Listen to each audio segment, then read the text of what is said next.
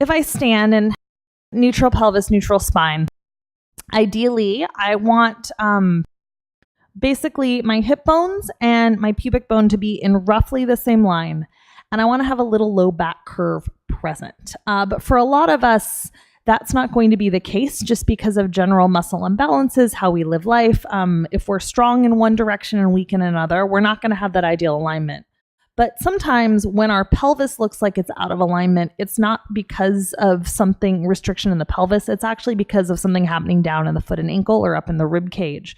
So that's why just actively cueing the pelvis doesn't always work. But with that in mind, basically, so let's just say neutral pelvis. If I put my hands on the front of my hips, hip bones, pubic bone, same line, right? I already said that. If I go into a tuck or a posterior tilt, now you'll notice my low back curve has gone away. And now my pubic bone is sort of ahead of my hip bones or in front of my hip bones.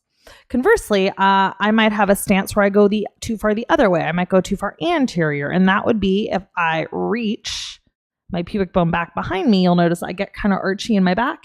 And now my hip bones are ahead of my pubic bone.